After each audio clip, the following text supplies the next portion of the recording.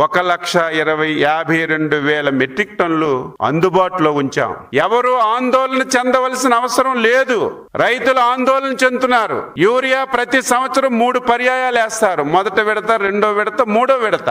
ఎప్పుడైతే ఫేక్ మీడియాలో, ఫేక్ టీవీల్లో యూరియా దొరకదని ఎప్పుడైతే క్రియేట్ చేశారో రైతులు ఆందోళన చెంది 3 పర్యాయాలకు కావలసినటువంటి యూరియా ఒకేసారి తీసుకెళ్లడానికి ప్రయత్నం చేయడం వల్ల కొన్ని దగ్గర ఈ సమస్యలు వచ్చాయి. దీన్ని అధిగమించడానికి జిల్లా కలెక్టర్ గారి ఆధ్వర్యంలో టీంలేసి గ్రామాలకి, సచివాలయాలకు పంపించి ఈరోజు మేము ఎక్కడ సమస్య రాకుండా యూరియా ఇస్తుంటే దీన్ని విమర్శిస్తున్నారు.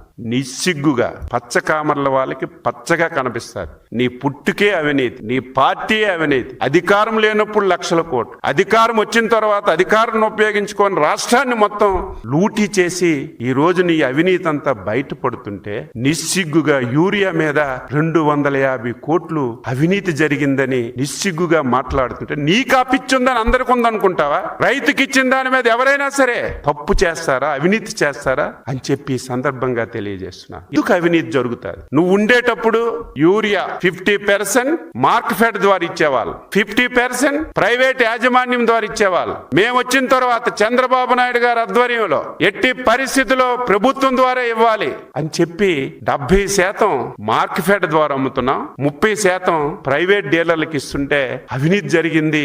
300 బస్తా 500 ఇస్తున్నా నిస్సిగ్గుగా మాట్లాడుతున్నాం. ఎక్కడ కూడా రైతు సేవా కేంద్రంలో ఒక్క పైసా అదనంగా లేకుండా ఇస్తుంటే నిస్సిగ్గుగా నువ్వు యూరియాలో అవినీతి జరిగిపోయిందని మాట్లాడుతుంటే ఏమనాలో అర్థం కానటువంటి పరిస్థితి.